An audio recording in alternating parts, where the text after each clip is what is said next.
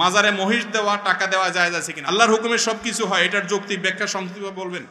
পুরুষ ও নারীদের সুন্নতি পোশাক সম্পর্কে দয়া করে বলবেন। গাছের ঢাল এবং ফল বিবাহের উদ্দেশ্যে হিন্দু মেয়ের সাথে প্রেম করা যাবে কিনা? মাজারে মহিষ দেওয়া, টাকা দেওয়া জায়েজ আছে কিনা? মাজারে কোনো কিছু দেওয়া জায়েজ নাই। মাজারে কেন দিবেন? মাজারে দিলে সেটা তো মাজারে যারা ওই যে আপনার গাঁজা খা, ওই গাঁজাখোরদের আরো সহযোগিতা হবে, এটা জায়েজ নাই।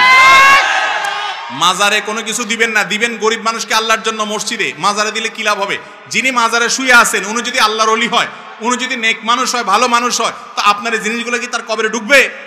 বাইরে যে বাটপার আছে এদের ভাগযোগ করে খাওয়ার ব্যবস্থা হবে, ঠিক না বে ঠিক? মাজারে কোনো কিছু দিবেন না, মাজারে মানত করবেন না। মানত হবে আল্লাহর জন্য, আল্লাহ ছাড়া কারণ মানত করলে শিরিক হবে। একটু আগে বলছি কোনো ইবাদত কবুল হবে না যদি শিরিক করেন। কথা কি বুঝাতে পারছেন? কোন প্রকার মাজারে কোনো দান দক্ষিণা মান্নত করা যাবে না। মাজারের ভাই মাজারে যাবেন কবর জিয়ারত করে দেবেন, সেখানে কিসের দান? ওখানে আপনি দিবেন বাটপাড়ারা সব ভাগযোগ করে খাবে। দিবেন গরিব মানুষকে, মসজিদে, মাদ্রাসা, ইসলাম মাজার নির্দেশ। ভাই মাজারে যদি কোনো কিছু দেওয়ার নির্দেশ থাকতো তাহলে হাজী সাহেবরা পোলটা ভরে নিয়া রাসূল করিম সাল্লাল্লাহু আলাইহি সাল্লামের কবর দিয়ে আসতো। আপনাদের এলাকায় যতজন মক্কা মদিনায় গেছেন রাসূল সাল্লাল্লাহু আলাইহি সাল্লামের কবরে কিছু দিয়ে আসতে পারছেন? তাহলে রাসূল সাল্লাল্লাহু আলাইহি ওয়াসাল্লামের সাথে বড় কবর কারোর আছে দুনিয়াতে? তাহলে ওয়াদা করেন সবাই কোন মাজারে কোনো কিছু দিবেন না, ঠিক আছে তো ইনশাআল্লাহ? সবাই হাত তুলে ওয়াদা করেন। আল্লাহ আমাদের শিরিক মুক্ত সমাজ গড়ার তৌফিক দান করুন। আমিন। রাতে গাছের ডাল এবং ফল কাটা যাবে কিনা? গাছের ডাল এটা রাতে কাটা যাবে কিনা? আমাদের গ্রামাঞ্চলে অনেক মা বোন এখনো রাতের বেলায় কোনো ফল ফসল ছিঁড়ে না, বলে যে এটা ছিঁড়লে ক্ষতি হয়, সমস্যা হয়। এগুলো সম্পূর্ণ ভুয়া কথা, ভিত্তিহীন কথা। আপনার যখন দরকার তখন ছিঁড়তে পারেন, সেটা দিনেও হতে পারে, রাতেও হতে পারে।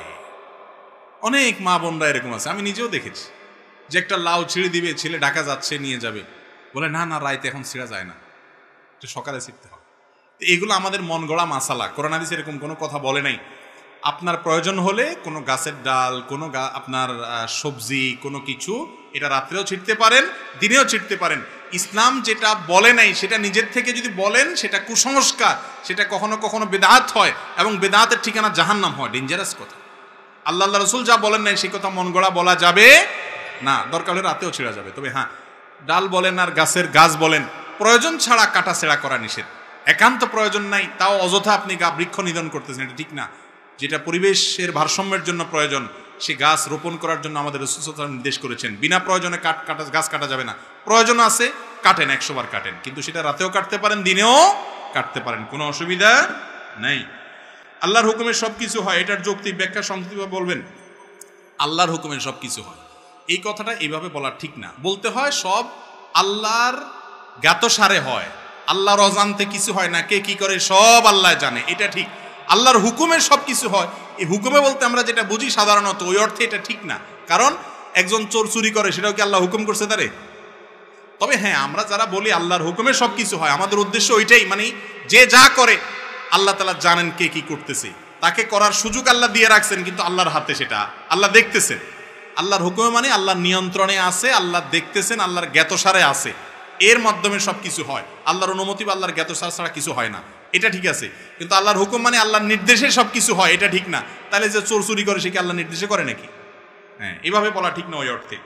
বিবাহের উদ্দেশ্যে হিন্দু মেয়ের সাথে প্রেম করা যাবে কিনা? আল্লাহ রাব্বুল আলামিন কোরআনে কারীমে বলেছেন, ওয়ালা আমাতুম মুমিনাতুন খায়রুম মিন মুশরিকাতিন। ঈমানদার নারী সর্বাবস্থায় মুশরিকা নারীর চাইতে উত্তম, শ্রেষ্ঠ। ইসলাম কোনো মুশরিকের সাথে বিবাহকে হালাল করে নাই, হারাম রেখেছে। তো এই জন্য কোনো মুশরিকের সাথে বিবাহ বন্ধনে আবদ্ধ হওয়া জায়েজ নাই। মুশরিককে যদি আপনি বিবাহের নিয়তে প্রেম করেন তাহলে সেক্ষেত্রে ওই যে কোরবানের নিয়তে গরু চুরি করার মতো হবে আর কি। কোরবানের নিয়তে গরু চুরি করা বুঝুন তো, যে একজন গরু চুরি করতে গেছে, গরু চুরি করে নিয়ে আসছে, কেন? আমার নিয়ত ভালো, কোরবানের নিয়ত করে চুরি করছে, এই চুরি হালাল হবে? বিবাহ বহির্ভূত রিলেশন, সম্পর্ক হালাল না হারাম? নবী করিম সাল্লাল্লাহু আলাইহি ওয়াসাল্লাম বলেছেন, বুখারীতে এবং আবু দাউদে হাদিস বর্ণিত হয়েছে, 4টি কাজ হারাম, অথচ মানুষ সেগুলোকে কিয়ামতের আগে এক সময়, এমন একটা সময় আসবে মানুষ হালাল মনে করবে। তার ভিতরে একটা হলো এই জিনা, আল হের, জেনা, ব্যভিচার, বিবাহ বহির্ভূত সম্পর্ক। এটাকে দোষী কিছু মনে করবে না, যুবকরা এখন এটার নাম বিএফ জিএফ দিয়ে এটাকে নর্মাল করে ফেলছে, অথচ এটা আল্লাহর জমিনে সবচেয়ে বড় ডেঞ্জারাস অপরাধগুলোর মধ্যে থেকে একটা অপরাধ, হারাম। জেনা, এর কারণে আল্লাহর আযাব এবং গজব নাজিল হয়, সাংসারিক জীবনে শান্তি হয় না। আমি একটা কথা সবসময় বলি ভাই, আবেগ ভালোবাসা এটা হলো সফট ড্রিঙ্কসের মতো। 7 আপ, পেপসি, আরসি, এগুলো দেখছেন না? এগুলোর যে ঝাঁজ, এই ঝাঁজটা খোলার পরে কি অনেক সময় থাকে? খুলে ফেললে একটু পরে আস্তে এটা নর্মাল পানির মতো আস্তে আস্তে হয়ে যায়, তাই না? আবেগ ভালোবাসা এরকম। যুবক ভাইয়েরা, এই ভালোবাসাটাকে ধরে রাখেন, এটাকে ধরে রাখেন। বৈধ ভালোবাসা যখন বাসার সুযোগ আসবে, আল্লাহ যখন স্ত্রী দিবেন, তখন এই ভালোবাসাটাকে নিবেদন করবেন, এনজয় করবেন, লাইফটা হাসি খুশিতে কাটাবেন, হ্যাপি থাকতে পারবেন। আর অসময় ইটিস পিটিস করে ঝাঁজ নষ্ট করবেন, আবেগ নষ্ট করবেন, সময় মতো বিয়ে করবেন, তখন দেখবেন পুঁজি শেষ। কথা কি বুঝাতে পারছি? এই জন্য যেগুলো এই বিবাহ বহির্ভূত সম্পর্ক করে, এগুলোর ম্যাক্সিমাম দাম্পত্য জীবনে শান্তি থাকে না, ঝগড়াঝাটি লাগে। দেখেন ওই যে প্রেমের টিচার যারা, এই অবৈধ সম্পর্কের যারা প্রশিক্ষক, নায়ক নায়িকা, গায়ক গায়িকা, বিভিন্ন মডেল তারকা, এরা আপনাদেরকে নাটকে সিনেমা দেখায় কেমনে বাপ মার সাথে বেয়াদবি করে, সমাজের কথা না শুনে, আল্লাহর কথা না বাদ দিয়ে, আল্লাহর কথা বাদ দিয়ে তারপরও ধরি পালায় যাইতে হবে, যাইয়া প্রেম জয় করে ফেলতে হবে, এসব আকতা কুকতা দেখায় না এরা। এগুলোর এক একটা দেখবেন বিয়ে 6 মাস টিকে, 4 মাস টিকে, আধা বছর টিকে, 1 বছর টিকে, আইজো ধায় কাইলো ধায়, এক একটা 4 বিয়া 5 বিয়া 7 বিয়া হয়। শান্তি এদের জীবনে হয় না, কারণ শান্তি আল্লাহ তাআলা এখানে রাখেন নাই। যারা আপনাকে প্রেমের ট্রেনিং দিচ্ছে, ও নিজেই প্রেম করে শান্তি পায় না, আপনি কোত্থেকে পাবেন? পুরুষ ও নারীদের সুন্নতি পোশাক সম্পর্কে দয়া করে বলবেন, পুরুষ এবং নারীদের সুন্নতি পোশাক কোনটাকে বলা হয়? আমরা আমাদের দেশে সাধারণত মনে করি যে লম্বা জুব্বা, দাড়ি অথবা পাঞ্জাবি টুপি, এটা পুরুষদের জন্য সুন্নতি পোশাক, আর মহিলাদের জন্য সুন্নতি পোশাক কি? 3 পিস, ওড়না, এরকম এগুলোকে আমরা সুন্নতি পোশাক মনে করি। মূলত পোশাকের ক্ষেত্রে কোরআন এবং হাদিসের মৌলিক নির্দেশনা আছে, সেই নির্দেশনাগুলো মানাই হলো আমাদের কর্তব্য। যেমন পুরুষের জন্য কোরআন এবং হাদিস পোশাকের ক্ষেত্রে যে নীতিমালা দিয়েছে, তার প্রথম হলো পুরুষ নারীর সাথে মিল হয়, নারীর পোশাকের সাথে খাপ খায়, সাদৃশ্য হয়, দেখতে একই রকম লাগে, সেই স্টাইল বেশভূষা ধারণ করবে না। একই কথা নারীর ক্ষেত্রেও প্রযোজ্য। নারী পোশাক পরার ক্ষেত্রে পুরুষের মতো পোশাক পরবে না। আজকাল আছে না, প্যান্ট শার্ট পরে নারী না পুরুষ বোঝা যায় না, একই রকম পোশাক পরে, এটা হাদিসে নিষেধ এবং নবী সাল্লাল্লাহু আলাইহি ওয়াসাল্লাম লানত করেছেন এরকম পোশাক যারা পরে তাদের উপরে। এক। দ্বিতীয়ত, পুরুষের জন্য সতর হলো নাভি থেকে হাঁটুর নিচ পর্যন্ত এইটুকু কমপক্ষে ঢাকা, বাকিগুলো যদি অন্য পুরুষরা দেখে অসুবিধা নেই।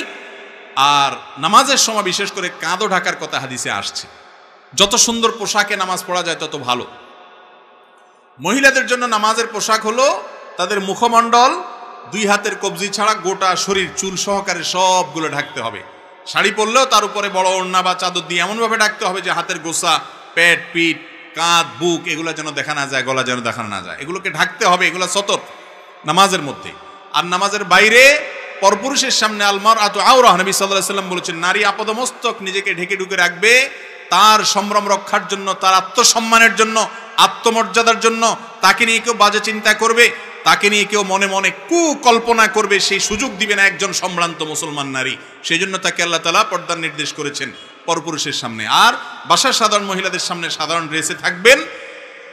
এর বাইরে তৃতীয় যে নির্দেশনা আছে সেটা হলো অমুসলিম এবং কাফেরদের ধর্মীয় কোনো নিদর্শন বহন করে এমন কোনো পোশাক পরবে না। আজকাল কিছু ধুতির মতো পায়জামা বের হয়েছে, আছে না নাই? যে ধুতির মতো পায়জামা, দেখতে ধুতির মতো লাগে, তাহলে ধুতি এটা একটা ধর্মীয় পোশাক আমাদের হিন্দু ভাইদের, তারা তাদেরটা করছে করুক, কিন্তু একজন মুসলিম হিসাবে আমি তার বেশ ধারণ করতে পারি না, তার সাথে সাদৃশ্য করতে পারি না। আবু দাউদের হাদিসে নবী সাল্লাল্লাহু আলাইহি ওয়াসাল্লাম বলেছেন, মান তাশাব্বাহা বিকওমিন ফাহুয়া মিনহুম, যারা যাদের সাথে বেশ ধরে তারা তাদের দলে চলে যায়। তাহলে এটা হলো তৃতীয় মূলনীতি, সেটা নারীর জন্য, পুরুষের জন্য। অমুসলিম, কাফের, ফাসিক এমন এক মডেলের বেশভূষা ধরলেন, সে মডেল যেরকম ক্যাপ পরে আপনি এরকম ক্যাপ পরলেন, তার ভিতর আল্লাহর ভয় নাই, সে ফাসিক। তাহলে সেক্ষেত্রে আপনি পোশাকের ক্ষেত্রে শরিয়ার নীতিমালা লঙ্ঘন করলেন। আপনি মুত্তাকিদের লেবাস পরবেন, নেককাররা সাধারণত যে পোশাক পরে সে পোশাক পরবেন। পাঞ্জাবির ক্ষেত্রে আপনি জুব্বা পরেন অথবা ফাঁড়া পরেন। বাংলাদেশের মানুষের ঐতিহ্যের পোশাক হলো মূলত পাঞ্জাবি আর লুঙ্গি।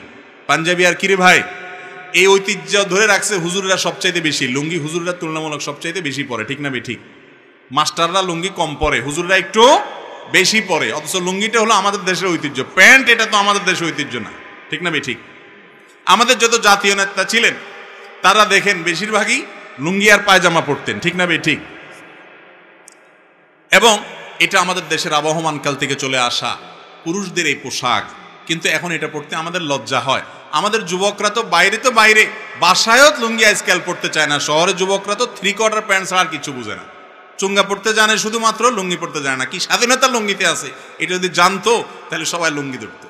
যাই হোক, তো লুঙ্গি আর প্যান্ট কথা না, প্যান্ট যদি কোনো যুবক পরেন সেটা যদি ঢিলা ঢালা হয়, সেটা যদি পর্দা মানে পোশাকের যে নীতিমালা আছে এটা লঙ্ঘন না হয়, কোনো অসুবিধা নেই। আপনি এমন টাইট পোশাক যদি পরেন তাতে আপনার শরীরের অঙ্গ প্রত্যঙ্গ বুঝে আসে, সতরের যে অংশগুলো সেগুলো প্রকাশিত হয়ে যায়, স্পষ্ট হয়ে যায়, বোঝা যায়, তাহলে সেটা জায়েজ নাই। মেয়েদের পোশাকের জন্য আমাদের একটা মৌলিক নীতিমালা হলো যে মেয়েরা তারা এমন পাতলা পোশাক পরবেন না যেই পোশাক পরার কারণে পরা না পরা সমান। নবী সাল্লাল্লাহু আলাইহি সাল্লাম বলেছেন, রুব্বা কাসিয়াতিন ফিদ দুনিয়া আরিয়াতুন, রুব্বা কাসিয়াতুন আরিয়াত। অনেক মহিলা আছে দুনিয়াতে এমন পোশাক পরে পাতলা, এরাই পোশাক পরে না পরার সমান। এই পোশাক পরার না পরার সমান সব দেখা যায়, আছে না নাই এরকম? এই পোশাক কিনা জায়েজ নাই, বিশেষ করে বাহিরে পরার জন্য, চলার জন্য। পুরুষরা এগুলা কিনবেন না, মহিলারা এগুলা পরবেন না। এবং এই ধরনের উলঙ্গপনা পোশাক, এগুলো অশ্লীলতা জোয়ার সমাজে নিয়ে আসে, এর কারণে গুনাহগার হবে যারা পড়ে। তারা যারা পড়তে দেয়, যে সমস্ত পুরুষরা কিনে দেয়, তারা হলো দায়ুস, জান্নাতে যাবে না। আবার কিছু পোশাক আছে আজকাল এমন টাইট, যে টাইট পোশাকের কারণে শরীরের অঙ্গ প্রত্যঙ্গগুলো ফুটে যায়। ছোট ছোট বাচ্চা মেয়েদেরকে পর্যন্ত আজকাল এমন পোশাক পরানো হয় যেগুলো অড, দৃষ্টিকটু, অশ্লীল। কমপক্ষে হাফ হাতা, কোয়ার্টার হাতা পর্যন্ত বাচ্চাদের জামা বানাই দিবেন। মেয়ে বাচ্চাদের একটু ঢোলা ঢালা যেন থাকে সেদিকটা খেয়াল করবেন। আর পুরুষরাও একই কথা প্রযোজ্য, যে এমন কোনো পোশাক পরবেন না যেটা ফাসিকদের সাথে সাদৃশ্য হয়। আজকাল যুবক ভাইরা অনেকে দেখা যায় এমন গেঞ্জি পরে, এমন প্যান্ট পরে যে রুকুতে গেলে এক এক দেশে চলে যায়। একটা পূর্বাকাশে, একটা পশ্চিম আকাশে চলে যায়, মাঝখান দিয়ে মাজা দেখা যায়, নামাজও হবে না। এ রোগটা আমাদের মধ্যে আছে না নাই? তাহলে এগুলোর পরে আমরা খুব সাবধান থাকবো। আল্লাহ তাআলা আমাদেরকে আমলের তৌফিক দান করুন। পোশাকের ক্ষেত্রে সুন্নতি পোশাকের কথা বলতে গিয়ে এতদূরে আসছে। পোশাকের ক্ষেত্রে শরীয়তের যে ড্রেস কোড আছে সেটা খেয়াল করবেন। পুরুষ টাকনুর নিচে পোশাক পরবেন না, বিশেষ করে প্যান্ট, লুঙ্গি, চাদর, জুব্বা, এগুলো টাকনুর নিচে যেন না যায়। আর মহিলারা তারা টাকনুর নিচে পরবেন, টাকনুর উপরে পরবেন না। এখন উল্টা হয়ে গেছে, প্লাজো পায়জামা বাইর হয়েছে, টাকনুর 1 বিঘত আধা বিঘত উপরে থাকে, আর পুরুষের প্যান্ট অটোমেটিক টাকনুর নিচে চলে যায়, ঠিক না বে? ঠিক। রাসূল সাল্লাল্লাহু আলাইহি ওয়াসাল্লাম যেটা নিষেধ করছেন, ইবলিস ওইটা আমাদেরকে দিয়ে বেশি করায়, কারণ সে জানে আমরা রাসূল সাল্লাল্লাহু আলাইহি ওয়াসাল্লামের কথা শুনলে জান্নাতে চলে যাব। এই জন্য তার সাথে সংগ্রাম করতে হবে। পুরুষ টাকনুর নিচে পোশাক পরবেন না। ম্যাক্সিমাম যুবক এবং পুরুষরা টাকনুর নিচে পোশাক পরেন। নবী সাল্লাল্লাহু আলাইহি ওয়াসাল্লাম বলেছেন, যারা এরকম পোশাক পরে তারা জাহান্নামে যাবে, তাদের ওই অংশ জাহান্নামে যাবে। এই জন্য পোশাকের ক্ষেত্রে এই সমস্ত ড্রেস কোডগুলো আমরা মাথায় রাখবো। এগুলো মাথায় রেখে যদি চলেন, ইনশাআল্লাহ আপনার পোশাক পরা জায়েজ হবে। এক্ষেত্রে নবী করিম সাল্লাল্লাহু আলাইহি ওয়াসাল্লাম, সাহাবায়ে কেরাম, তাদের থেকে টুপি পরার বিষয়টা সাবেত আছে, প্রমাণিত আছে। কিন্তু টুপি পরলে আলাদা সওয়াব হবে কিনা, এর আলাদা কোনো ফজিলতের কথা আসছে বলে আমার জানা নাই। তবে পড়ছেন তারা, তাদের মহব্বত, রাসূল সাল্লাল্লাহু আলাইহি ওয়াসাল্লামের মহব্বতে পড়লে এটা সওয়াব হবে অবশ্যই, এর বেশি কিছু না। আল্লাহ তাআলা আমাদেরকে বোঝার তৌফিক দান করুন।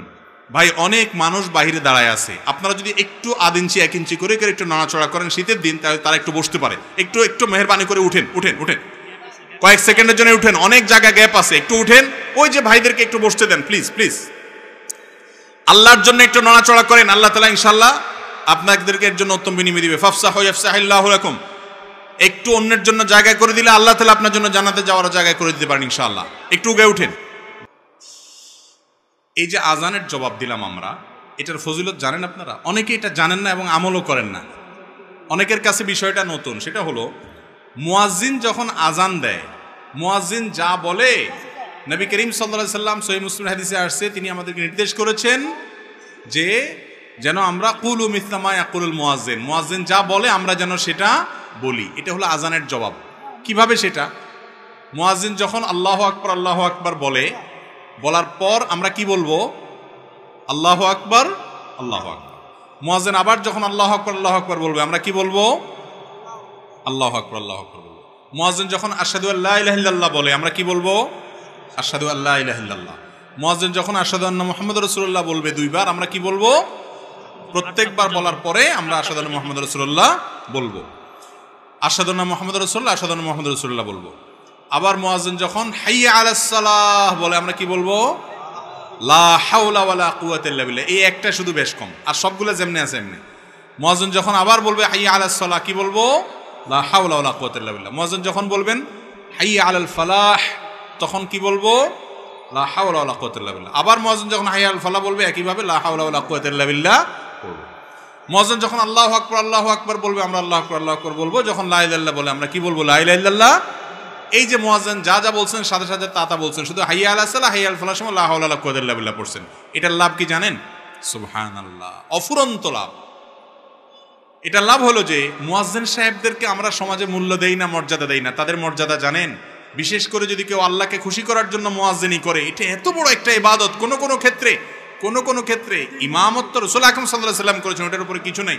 কিন্তু কোন ক্ষেত্রে অন্য অনেক আমলের চাইতে মুয়াজ্জিনের আযানের ফজিলত অনেক বেশি। হাদিসে আসছে কিয়ামতের দিন মুয়াজ্জিনের গর্দান অনেক লম্বা থাকবে। এবার গর্দান লম্বা থাকতে খারাপ দেখা যাবে না? না, গর্দান লম্বা থাকবে মানে হলো সবার মধ্যে তাদের মাথাগুলো উঁচু থাকবে, ভিআইপি, এটা বোঝা যাবে। আর মুয়াজ্জিনের আযান শুনে যত মানুষ নামাজ পড়তে আসে সবার সমপরিমাণ সওয়াব মুয়াজ্জিন সাহেব লাভ করেন। কত বড় ফজিলত! আর যদি কেউ আযানের জবাব দেয় আল্লাহ তাআলা তাকে মুয়াজ্জিনের উপর সওয়াব দান করেন। তাহলে আপনি আশা করতে পারেন আযানের জবাব দেওয়ার মাধ্যমে মুসল্লিদের অনুরূপ নামাজের সওয়াব এক্সট্রা বোনাস হিসেবে আপনি পেয়ে যাবেন। এই আমলটা শুধু পুরুষরা না, আমাদের মা বোনরাও বাসা বাড়ি থেকে শুনে করতে পারেন। যে আযানটা আগে শুনবেন বা মহল্লার আযান, সেটার জবাব দিয়ে দিবেন। এরপরে অন্যগুলোর জবাব আপনি না দিলে অসুবিধা নেই। আযানের জবাব দেওয়াটা মুস্তাহাব বা সুন্নাহ, এটা ভালো। এই আমলটা করা উচিত। করবেন তো ইনশাআল্লাহ? অফুরন্ত সওয়াব। কিন্তু আমরা জানি না। আযানের সময় গল্প করে, আযানের সময় অন্য কাজ করে না। আযান যখন শুনবেন মুয়াজ্জিনের আযানের জবাব দিবেন, এরপরে আযানের দোয়া পড়বেন, দুরূদ পড়বেন।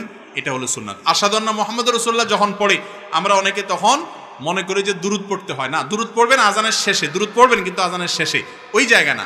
এখানে হাদিসে সহিহ মুসলিমের হাদিসে নবী সাল্লাল্লাহু আলাইহি ওয়াসাল্লাম একেবারে হাতে কলমে ধরাই দিয়ে বলে দিয়েছেন যে যখন মুয়াজ্জিন বলবে আশহাদু আন্না মুহাম্মাদুর রাসূলুল্লাহ, তোমরা কি বলবা? আশহাদু আন্না মুহাম্মাদুর রাসূলুল্লাহ। রাসূলুল্লাহ সাল্লাল্লাহু আলাইহি ওয়াসাল্লাম বলতে, হ্যাঁ, ওনার নাম শুনলে দুরূদ পড়তে হয়। এটা আযানের শেষে বলবেন। কথা কি বুঝাতে পারছি? অনেকে আশহাদু আন্না মুহাম্মাদুর রাসূলুল্লাহ বললে হাতে চুমো দিয়ে, আঙ্গুলে চুমো দিয়ে সেটা চোখে লাগায়, বলে এতে চোখের উপকার হয়। মূলত রাসূল আকরাম সাল্লাল্লাহু আলাইহি ওয়াসাল্লাম এর কোনো নির্দেশ দেন নাই। বিভিন্ন বই পুস্তক আছে, ভুইফোড় অনেক বই পুস্তকে আছে। নবী করিম সাল্লাল্লাহু আলাইহি ওয়াসাল্লাম আযান দেওয়ার পর যে জবাব শিক্ষা দিয়েছেন সেখানে এরকম কোনো কথা বলা হয়নি। আযানের জবাব দেব তো ইনশাআল্লাহ। আরেকটা নতুন আমলের কথা জেনে ফেললেন মাঝখান দিয়ে, আলহামদুলিল্লাহ। নতুন একটা ক্লিপ হয়ে গেল বা বিষয় হয়ে গেল। ভাই, এরপরের প্রশ্ন। প্রায় 1 বছর আগে আমার পরিবার এক প্রবাসী ছেলের সাথে আমার বিয়ে ঠিক করেন এবং আমাকে আংটি পরিয়ে রাখেন। পরিবারের সম্মতিতে ছেলের সাথে যোগাযোগ রাখি। এখন উপযুক্ত কোনো কারণ না দেখেই আমার বাবা এই বিয়েটা বাতিল করতে চাচ্ছেন, কিন্তু আমি ওই ছেলেকে বিয়ে করতে চাই। এক্ষেত্রে শরীয়ত কি বলে এবং আমার করণীয় কি? প্রথম কথা হলো, বিয়ের কথা পাকাপাকি হয়ে গেলে আংটি পরায় দিলেই তো জামাই বউ হয়ে যায়, তাই না? আংটি পরা হয়ে গেছে, এঙ্গেজমেন্ট হয়ে গেছে, তখন জামাই বউ হয়ে গেছে না তারা? সেটা যদি না হয় তাহলে এই তথাকথিত এঙ্গেজমেন্টের পরে এই স্বামী স্ত্রীর মতো আলাপ সালাপ, খোশ গল্প, কথাবার্তা, আড্ডাবাজি, চ্যাটিং, এগুলো আমাদের সমাজে আছে না নাই? তাহলে সেই সম্পর্কটা কি হালাল হবে না হারাম হবে?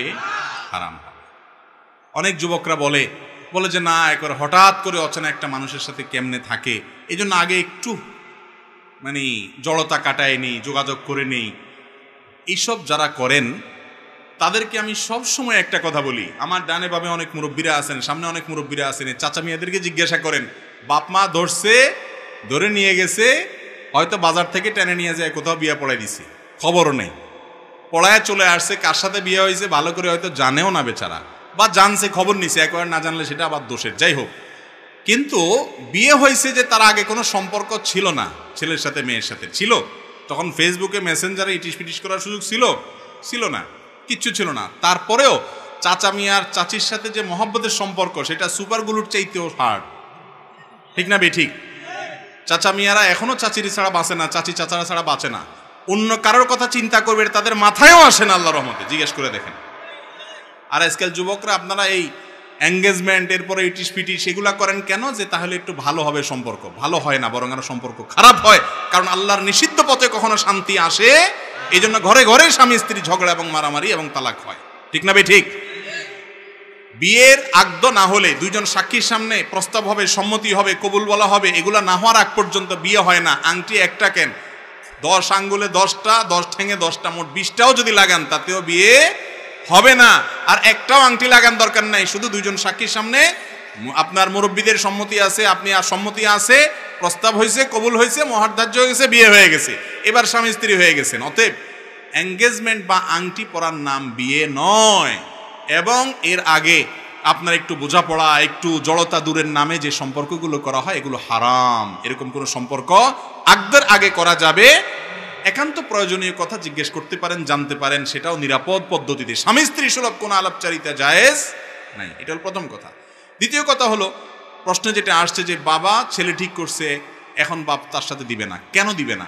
এই প্রশ্নের উত্তর আমি দিতে পারবো না। কারণ হলো, হতে পারে সেই ছেলের ভিতরে কোনো বড় ধরনের দোষ আছে, ত্রুটি আছে। যদি থাকে তাহলে বাবার মার সেই পরামর্শ মানা উচিত। যুবক যুবতীরা সবসময় নিজেদের ভালো বোঝে না। তাদের যৌবন বয়সে শুধুমাত্র যেটা দেখে ওইটাই মনে হয় যে আপনার হাসান বসরি, রাবেয়া বসরি, তাদের কাছে এরকম মনে হয়। কিন্তু মুরব্বীরা অনেক সময় এগুলো বুঝে, তাদের কথাটা আমলে নেওয়া উচিত। আবার মুরব্বীরা অনেক সময় উল্টাপাল্টা আছে, শুধু ওই দুনিয়া ছাড়া আর কিছু বুঝে না, আছে না? নেই তো সেটাও মাথায় রাখতে হবে। এবং মনে রাখবেন, শরীয়ত ছেলে বা মেয়ের সম্মতি ছাড়া জোরপূর্বক বিয়ে দেওয়ার কোনো অনুমতি কোনো মুরব্বীকে দেয় না। ইসলামে এটা জায়েজ। আপনি যদি মনে করেন আপনার বাপ মা শুধু পয়সা দেখেই এরকম লোভী হচ্ছে, বা তারা দুনিয়া দেখে লাফাচ্ছে, তাদের সিদ্ধান্ত ভুল, তারা দিনদার বুঝে না, তাহলে সেক্ষেত্রে আপনি খুঁটি ধরতে পারেন যে না, আমি ছেলে ছাড়া, বা আপনারা যে ছেলে কথা বলছেন তার কাছে আমি বিয়ে বসবো না। এই অধিকার আপনাকে ইসলাম দিয়েছে। বেয়াদবি করবেন না, কিন্তু বিনয়ের সাথে বলবেন যে আব্বা আমি চাচ্ছি না, বুঝাইয়া বলবেন, বা অন্যদেরকে ব্যবহার করবেন। কথাকে বুঝাতে পারছি? এটা জায়েজ আছে। এরপরে প্রশ্ন হলো, হাঁটুর উপর কাপড় উঠলে অনেকে বলে ওযু নষ্ট হয়ে যায়, আবার অনেকে বলে ওযু নষ্ট হয় না, কারণ ওযু ভঙ্গের কারণের মধ্যে নাকি হাঁটুর উপর কাপড় ওঠার কথা নাই। এক্ষেত্রে শরীয়ত কি বলে? খুব সুন্দর প্রশ্ন। এবং এই ভুল ধারণাটা আমাদের এই অঞ্চলে একটু বেশি। এই অঞ্চলে মানুষের মধ্যে দেখা যায় যে এই ধরনের ধারণা একটু বেশি। হাঁটুর উপরে কাপড় উঠলে বলে যে ওযু চলে গেছে। আসলে কি যায়? না। হাঁটুর উপরে কাপড় ওঠার সাথে ওযু যাওয়ার সম্পর্ক, ওযু যাওয়ার সম্পর্ক কিসের সাথে বলেন তো? ওযু ভঙ্গের সাথে। বায়ু আসলো কিনা, পেশাব পায়খানা আসলো কিনা, ঘুমায় পড়ছেন কিনা, এগুলো ওযু ভঙ্গের কারণ। বেহুশ হয়ে গেলেন কিনা, হ্যাঁ, রক্তপুষ পানি বাইরে হয়ে গলায় পড়ছে কিনা, এগুলো ওযু ভঙ্গের কারণ। ওযু ভঙ্গের কারণ যদি না পাওয়া যায়, তাহলে হাঁটুর উপরে কাপড় ওঠার কারণে কি হবে না? ওযু ভাঙবে। তবে যদি মানুষের সামনে, আরেকজনের সামনে হাঁটুর উপরে আপনার যার সতর যে আপনার দেখার জায়েজ নাই, ওযুখানা ওযু করতে গিয়ে এইভাবে হাঁটুর উপরে কাপড় উঠাইছেন অন্যের সামনে, ওযু না ভাঙলে কি হবে? ফরজ ভাঙে যাবে। ফরজ ভাঙা বুঝেন কি? সতর ঢাকা ফরজ না, সেটা ভেঙে যাবে। সেটা ভাঙলে গুনাহ হবে না। এই জন্য ওইটা বড় গুনাহ হবে। ওযু ভাঙলে তেমন কোনো বিপদ হতো না। ওযু ভাঙলে আবার ওযু করতেন, অসুবিধা কি? কিন্তু গুনাহ হয়ে যাবে অন্যের সামনে। এই জন্য যাতে অন্যের সামনে হাঁটুর উপরে রান টান এগুলো দেখা না যায়, এই জন্য ওইটাকে ঢেকে ঢুকে রাখবেন। কিন্তু যদি কোনো কারণে উঠে যায়, তাতে ওযু ভাঙবে না, ওযু থাকবে। এরপরে প্রশ্ন হলো, আমরা জানি নামাজের মধ্যে যে সমস্ত ফরজ রয়েছে, যদি কোনো একটি ফরজ বাদ যায়, সেই ফরজগুলোর কোনোটা বাদ গেলে কি নামাজের ক্ষতি হবে, নাকি শুধু গুনাহ হবে আর কি? শরীয়ত এতে কি বলে?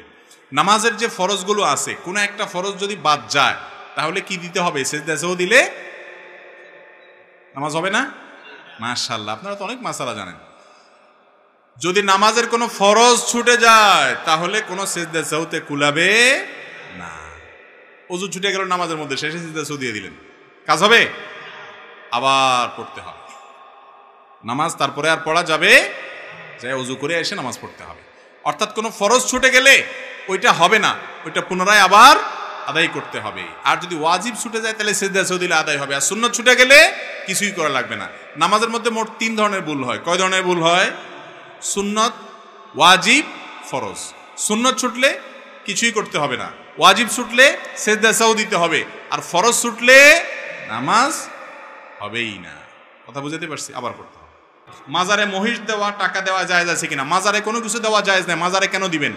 মাজারে দিলে সেটা তো মাজারে যারা ওই যে আপনার গাঁজা খা, ওই গাঁজাখোরদের আরো সহযোগিতা হবে, এটা জায়েজ নাই।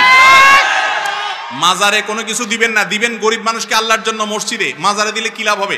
যিনি মাজারে শুয়ে আছেন, উনি যদি আল্লাহর ওলি হয়, উনি যদি নেক মানুষ হয়, ভালো মানুষ হয়, তো আপনার এই জিনিসগুলো কি তার কবরে ঢুকবে? বাহিরে যে বাটপার আছে, এদের ভাগযোগ করে খাওয়ার ব্যবস্থা হবে। ঠিক না ভাই? ঠিক। মাজারে কোনো কিছু দিবেন না, মাজারে মানত করবেন না। মানত হবে আল্লাহর জন্য, আল্লাহ ছাড়া কারণ মানত করলে শিরিক হবে। একটু আগে বলছি, কোনো ইবাদত কবুল হবে না যদি শিরিক করেন। কথা কি বুঝাতে পারছেন? কোন প্রকার মাজারে কোনো দান দক্ষিণা মান্নত করা যাবে না।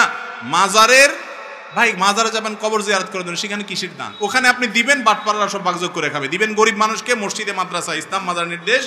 ভাই মাজারে যদি কোনো কিছু দেওয়ার নির্দেশ থাকতো তাহলে হাজী সাহেবরা পোলটা ভরে নিয়া রাসূল করিম সাল্লাল্লাহু আলাইহি সাল্লামের কবর দিয়ে আসতো। আপনাদের এলাকায় যতজন মক্কা মদিনায় গেছেন, রাসূল সাল্লাল্লাহু আলাইহি সাল্লামের কবরে কিছু দিয়ে আসতে পারছেন? তাহলে রাসূল সাল্লাল্লাহু আলাইহি সাল্লামের সাথে বড় কবর কারোর আছে দুনিয়াতে? তাহলে ওয়াদা করেন সবাই, কোনো মাজারে কোনো কিছু দিবেন না, ঠিক আছে তো ইনশাআল্লাহ? সবাই হাত তুলে ওয়াদা করেন। আল্লাহ আমাদের শিরিক মুক্ত সমাজ গড়ার তৌফিক দান করুন। রমজানে দোয়া কবুলের সর্বোত্তম সময় কখন? মায়েরা আমার, সারা বছর অন্য সময় যেরকম দোয়া কবুল হয়, রমাদানে দোয়া কবুল আরো বেশি হয়। বিশেষ করে রোজা অবস্থায়, সিয়ামরত অবস্থায় সায়েম ব্যক্তি, রোজাদার ব্যক্তির দোয়া কবুল হয়। কারণ নবী করিম সাল্লাল্লাহু আলাইহি সাল্লাম বলেছেন যে কয়েক ব্যক্তির দোয়া ফেরত দেওয়া হয় না। এর ভিতরে একজন হল আস-সায়েম হাত্তা ইফতির, কোন বর্ণনা আছে হিনা ইফতির, রোজাদার ব্যক্তি দিনভর রোজা দোয়া করলে তার দোয়া কবুল হয়। হাঁটতে, চলতে, ফিরতে, কাজের ফাঁকে, মা বোনরা গৃহস্থলে কাজের ফাঁকে, এবং সবাই যার যার কাজের ফাঁকে ফাঁকেও দোয়া করতে পারেন। আর মনোযোগ নিয়ে নামাজের আগে পরে বিভিন্ন সময় দোয়া করতে পারলে সেটা আরো ভালো। সেই সাথে আমাদের ইফতারের আগ মুহূর্তে কোন বর্ণনা মতে দোয়া কবুল হয়। আমরা ভোর রাতে সারি খেতে উঠি, সারি খাওয়ার সময়টা, ভোর রাতের সময়টা দোয়া কবুলের সময়। রমজান মাসে এই সময়টাকে আমরা বিশেষভাবে দোয়ার জন্য নির্ধারণ করতে পারি। তাহলে দিনভর ইফতারের আগে ওই যে সারি খেতে উঠলে এই সময়গুলো বিশেষভাবে আমরা দোয়ার প্রতি যত্নবান হবো। আল্লাহ আমাদের তৌফিক